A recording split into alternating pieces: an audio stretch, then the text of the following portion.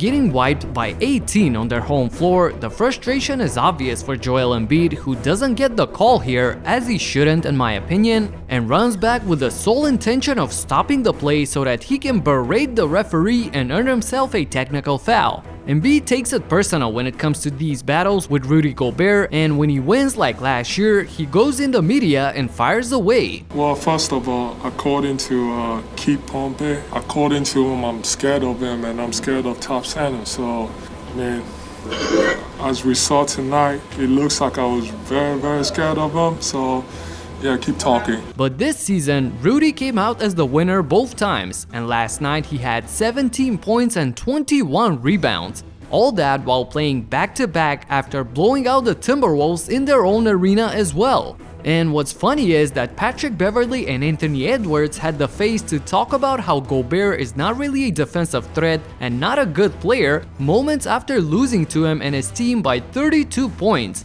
That's hilarious. If I'm defensive player of the year, I'm not guarding Washington. I'm guarding Mike Conley. I'm guarding Donovan Mitchell. I'm guarding Bogdanovich. You know, you got Rudy Gobert out there guarding Vanderbilt. You know, and you talking about he's a defensive player of the year, so whatever. Wow, they got Rudy Gobert. You know what I'm saying? I'm telling them, like, bro, he's the same as anybody else, bro. Like, to me, the best rim protector in the league is Porzingis. Like, anytime I go against Porzingis, I don't get no layups. Like, you know what I'm saying? I mean, look. There's one thing for him to have a bad matchup in a playoff series like he had against the Clippers last year, where it was obvious that his effectiveness was minimized. But to say that he doesn't take on a defensive challenge, or that Kristaps Porzingis of all players is a better rim protector than Gobert, that's ridiculous. You cannot compare their presence in the paint by any means.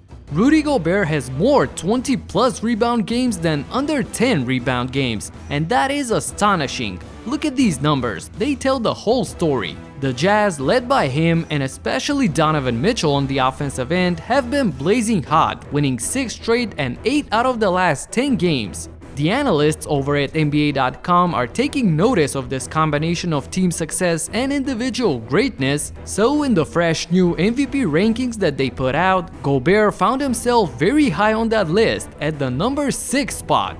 So while opposing players love to hate on him, he's getting the credit from the analysts and the support from his teammates, most notably from Donovan Mitchell, who hyped him up yesterday after a foul was called on Gobert in this matchup against Embiid.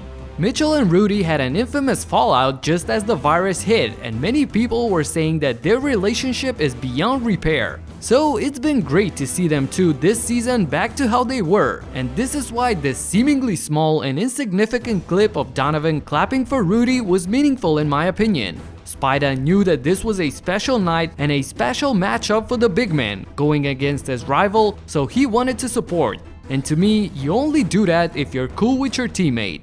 So, while everyone talks about Golden State and Phoenix, the Jazz are sneakily only 3 games behind the number 1 spot in the league.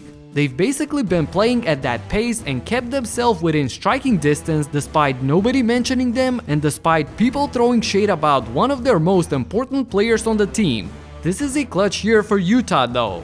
They need to finally make a serious playoff push after many successful regular seasons followed by early playoff exits. Let's see if they can do it.